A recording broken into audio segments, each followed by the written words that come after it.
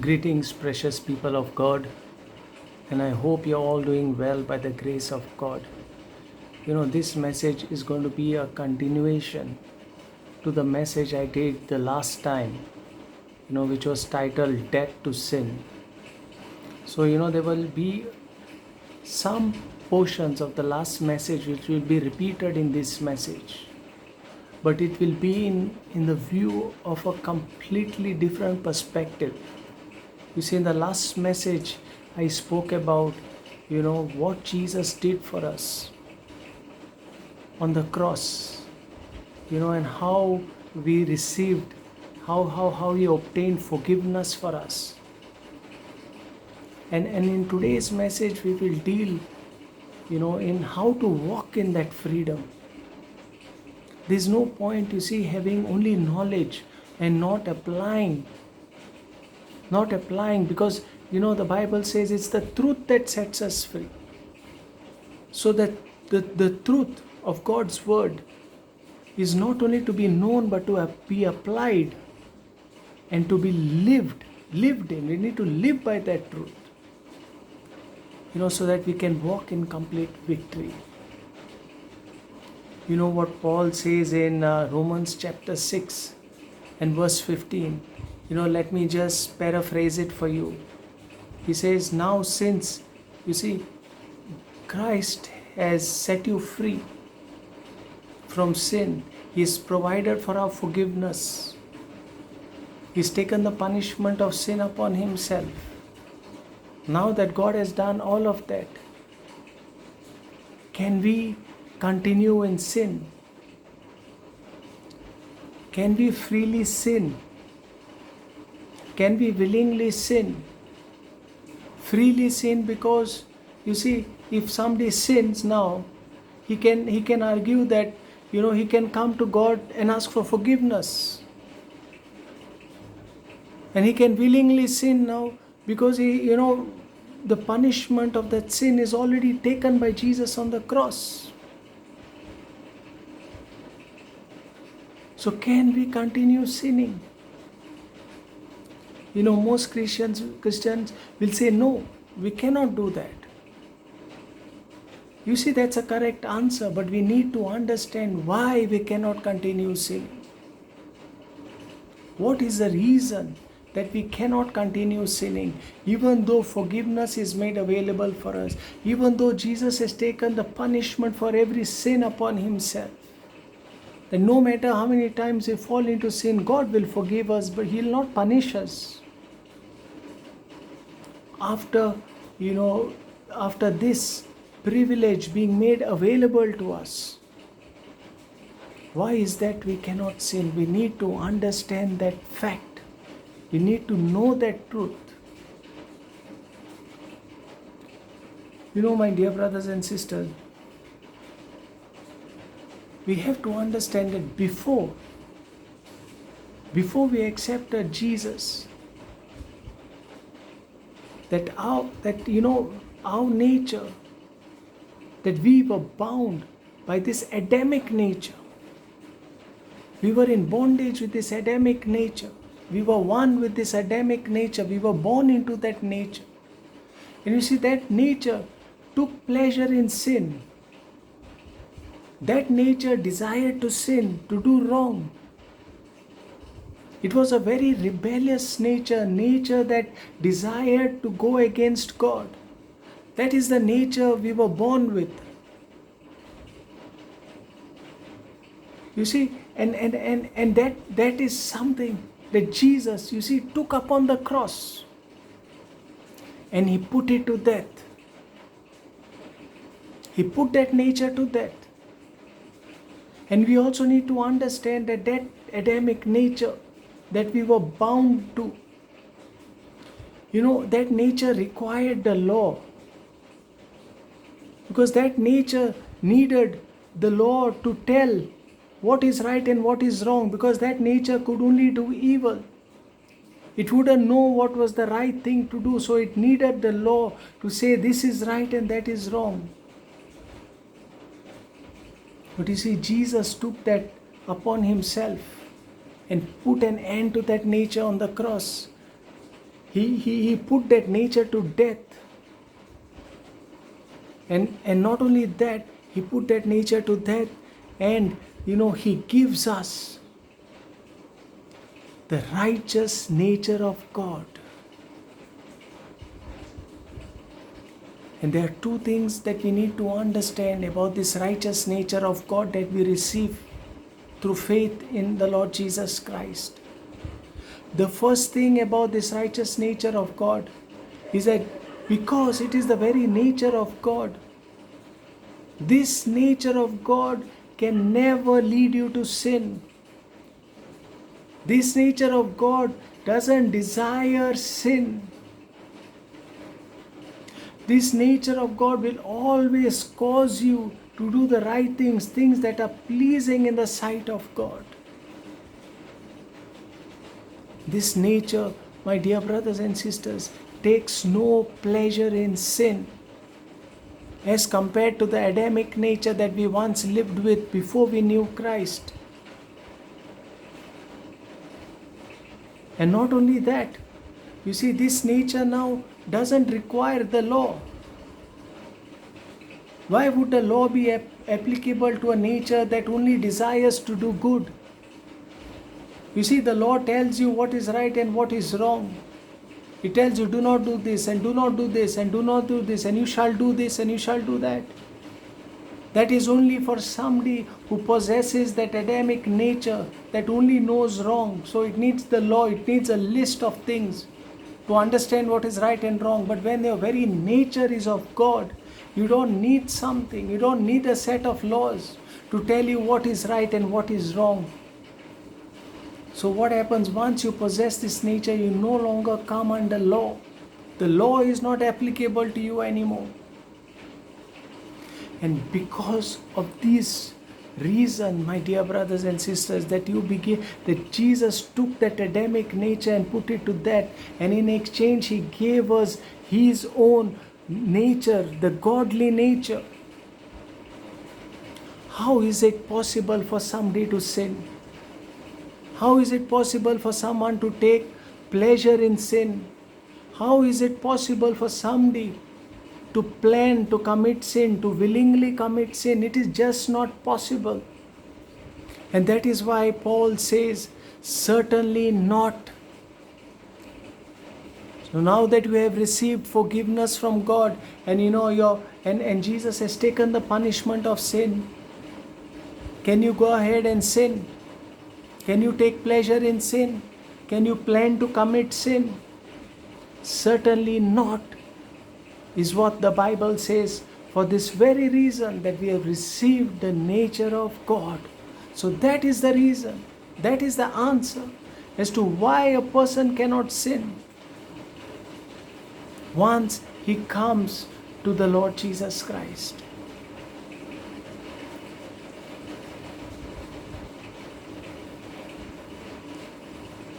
Now we come to applying this truth in our life. And before, we actually understand how we apply this truth, this plan, God's plan of salvation, and walk in that freedom, let us first understand, what are the errors that one can make. And there are two extremes in this, my dear brothers and sisters. The first error is that is of a legalistic nature, where an individual thinks that he has to perform and he has to fight and overcome sin and present himself right before God. And that is absolutely wrong. That is something that is of the flesh. And even if you succeed in achieving anything, what will happen to this person? He'll always end up giving glory to himself, saying that I overcame, I did it. Always giving glory to himself. And if you find yourself, giving glory to yourself, saying I did this, I overcame this, you need to know one thing, that is a very strong indicator that you have tried and you have done things on your own. It has come from your own flesh. And it is not from the grace of God. not from the ability that God supplies to each one of us. And the second extreme is, a category of people. You see, the second category of people who believe that, grace will just take over their life someday.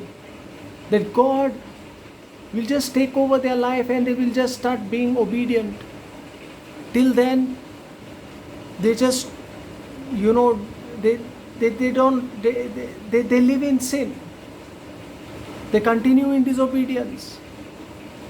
They believe it's an automated process. And this is a form of deception. So you see, there are two extremes. One is you do it in your own strength, and another extreme is that you're waiting for God's grace to come, and one day you will, overcome that sin.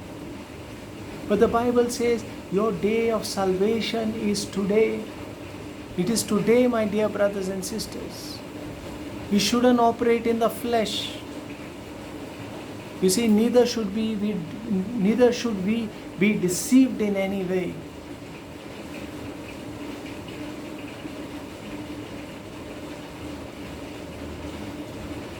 You see, Paul very clearly conveys to us that it is our responsibility. That is our responsibility to walk in this freedom. You see, God has provided the freedom for us. He has provided all that it requires for us to walk in complete victory in sin.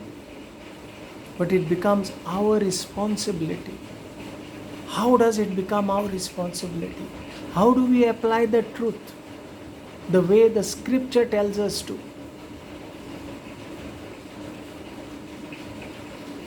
Romans chapter 6 verse 12 and 12 to 14.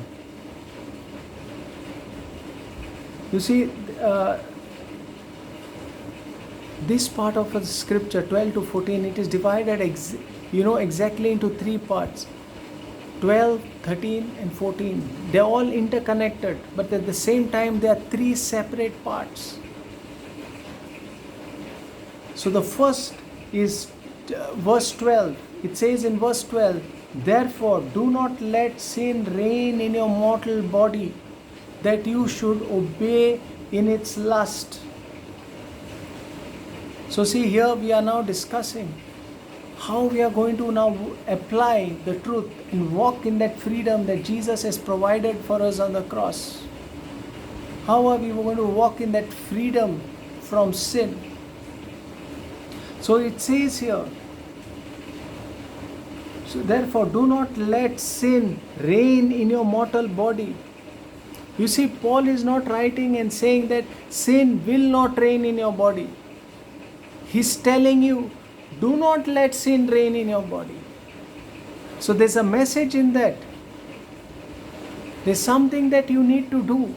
If there's nothing you need to do, if it was an automated process, that grace would just take over without your knowledge, then Paul would have written, sin will not reign in your mortal bodies. But Paul very clearly writes, do not let sin reign in your mortal body. So now the question is, how do you not let sin reign in your mortal body? What is it that you need to do? The answer is in the next verse, verse 13.